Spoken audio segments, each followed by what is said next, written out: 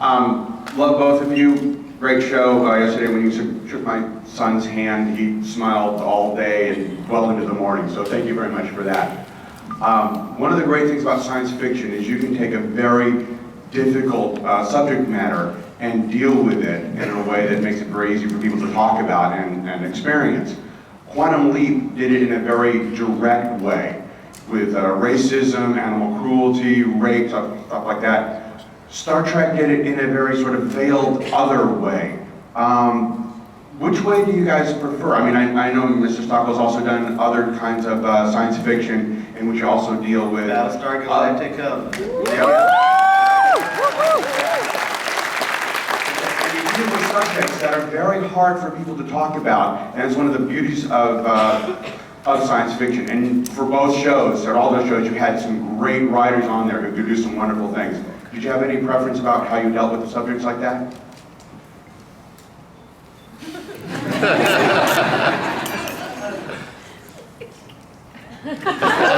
Maybe there's no difference whatsoever, and thank you for your time. I'm letting him answer, then I'll answer. I don't have an answer. You don't have an answer? Oh, I have, but you know, I'm always in that. You know, I'll just tell you, A, that Don's approach to Quantum Leap was, ironically, not the opposite of what you're saying. He insisted that the show be about entertainment, which is his philosophy about television, that television is to entertain. And he would deny that he had underlying, except for Oswald, he had definitely had a clear point of view about what happened there. That people can agree with or disagree with. But he was determined, when we would talk to him about issues, he would always say, I'm not talking about issues. This is a relationship story. It's about stories about the heart. It's about humanity. It's about feeling good. And you look at all of Don's shows, he's always had very strong male relationships in all of his shows, and that's really what he wanted our show to be about. And the other stuff that snuck in, he's responsible for some of it, because he would say, "Where can't we get some stuff about the environment in one of these shows?" You know, and the episode where we were on the on the Queen Elizabeth, there was a part added about dumping trash in the ocean. That's from Dean Stockwell. There was always those kinds of things going on.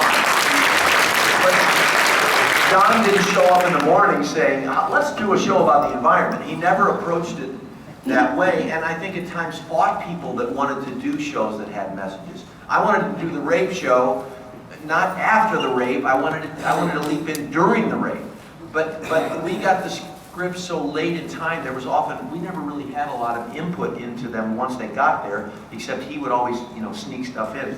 He'd go to his trailer and he'd come back with a new monologue, and there'd be all this great stuff in it. And I'd be like, my face would be like, and he wouldn't tell anybody. He would just like start rattling this stuff on. But that's the magic of this guy and his acting, which was astounding and phenomenal and amazing to be around. Thank you. Thank you.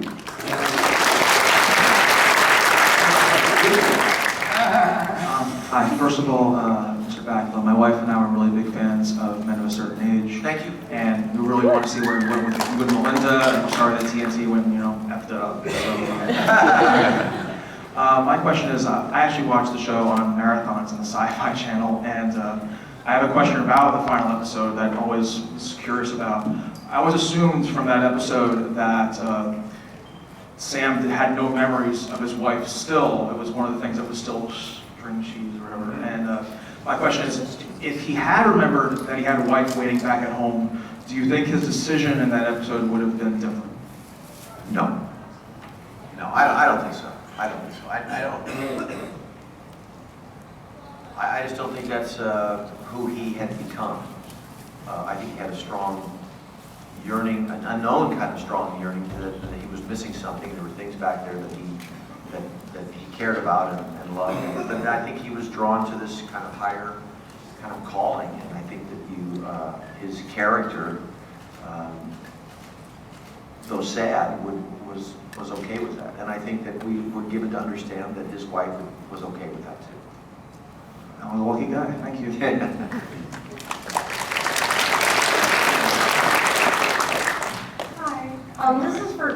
actually. Touching on the controversial subject matter, which episode was the most difficult for you guys personally to film? You know, that really kind of got to you maybe while shooting the episode. Well, I had generally just a cool thing of this character that started out as a pilot, and I just went right through the whole thing.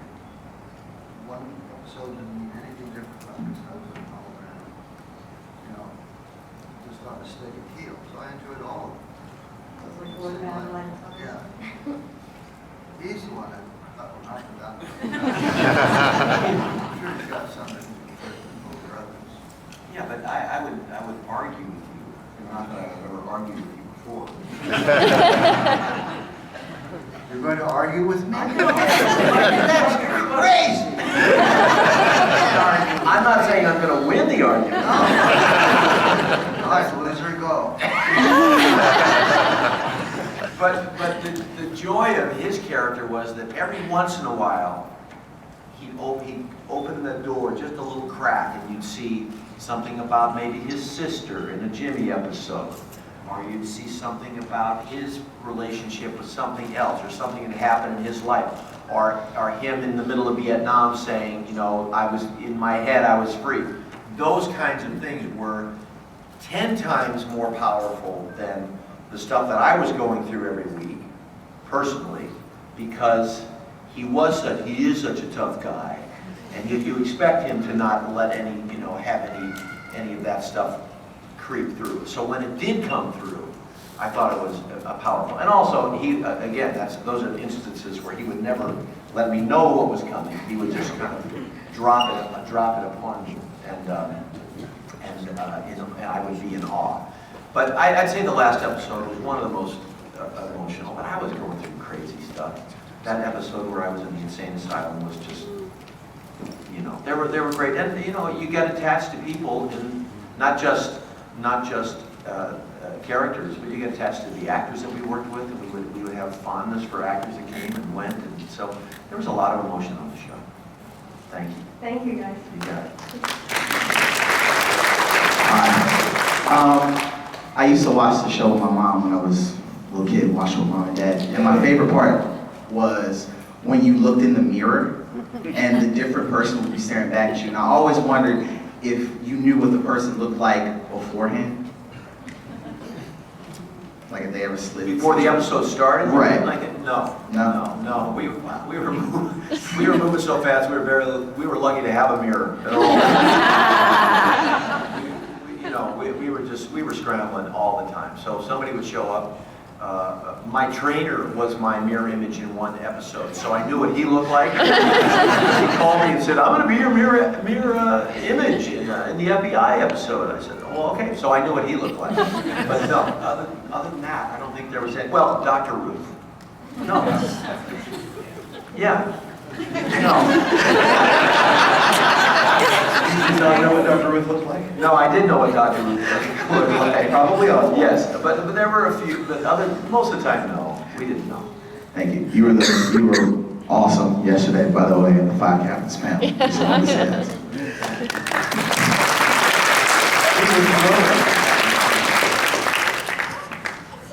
Hello, and thanks for coming to Philadelphia. Thank you.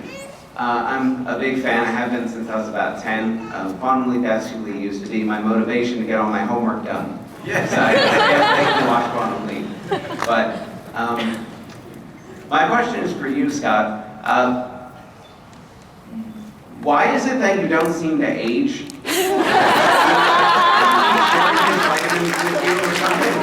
You look exactly the same in Quantum Leap and Enterprise and Show. My question for you is, when was the last time you had those glasses checked? My second question for you was, did all the studying of your homework, did it lead to anything good? A college degree, so... What's that? A college degree. Okay, good. I thank my parents for that, too. Okay, good. That's a good deal.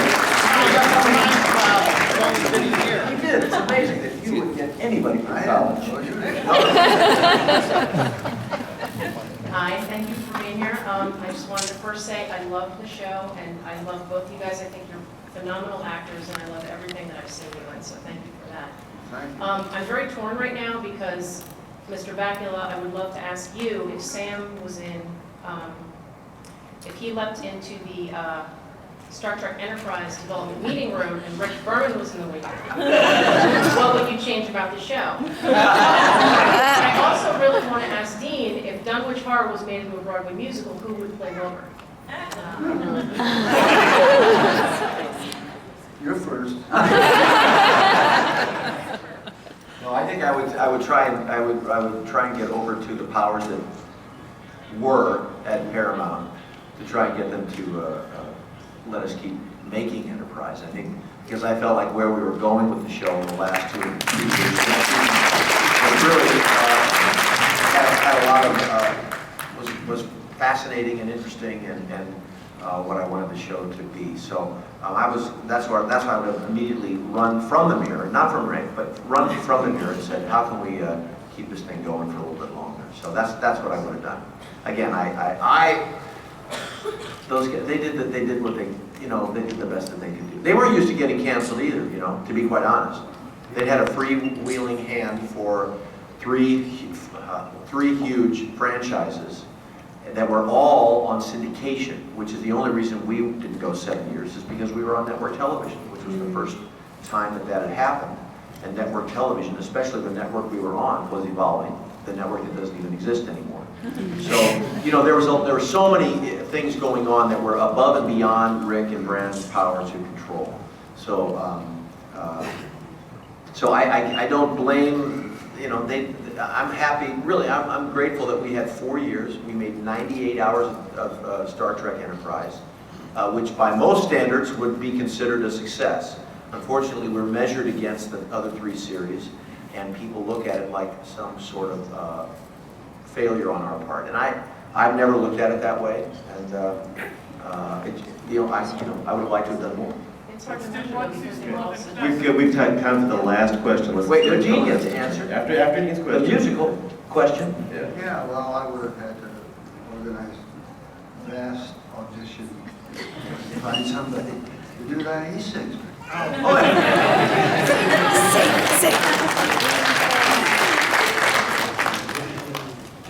Thank you both. Thank You're you. welcome. Yeah, last. And then That actually leads into my question. I took my mom to see when I think of production of Shenandoah, Scott, Washington, D.C. Do either of you have any plans to do musical theater in the future? Not me,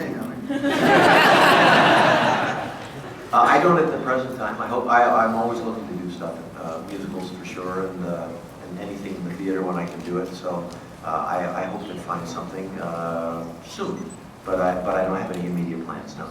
Thanks a lot. Thanks for coming down to the Ford's Theater, though. That's awesome. Give him one more question. 3 quick questions, because we were late. Go. Scott, I was wondering, because I don't think there's too many coincidences out there, how did it wind up that your character on Desperate Housewives was named Trip? I pointed it out to them. I said, it's your choice. It wasn't, it was their own, because he was the third. There was an original joke that I was the third, and so instead of being called Rex, my original name was Rex. Long story, something the third. So some people that are the thirds are called Trip. So that's where it came from, and then I pointed it out to them the first day that I got there. Do you want to go ahead with this? And they said, yeah, what the heck? They said, we'll get some smiles out of it. So Yeah, I said, you fine. did. Your show. Yeah, good. You did. Good. Thank you very much. Mr. Wilk, I say no. I'm deferring to Scott to really was We're going so fast. Do you have to, are people waiting to get in this room? Yeah, there's a puppy now. Whatever. Just 2 questions. Okay, proposed 6th season of Quantum Leap, I've heard of a bunch of crazy things. What was the deal with that? The what? The proposed 6th season of Quantum Leap, I heard say that you would leap into the future, or that Al would leap for Sam. I've heard a bunch of weird stuff. I was wondering, was there even a plan for that? No plan? Okay. No plan. They're wild rumors. Okay, well, thank you for clarifying. Thank you.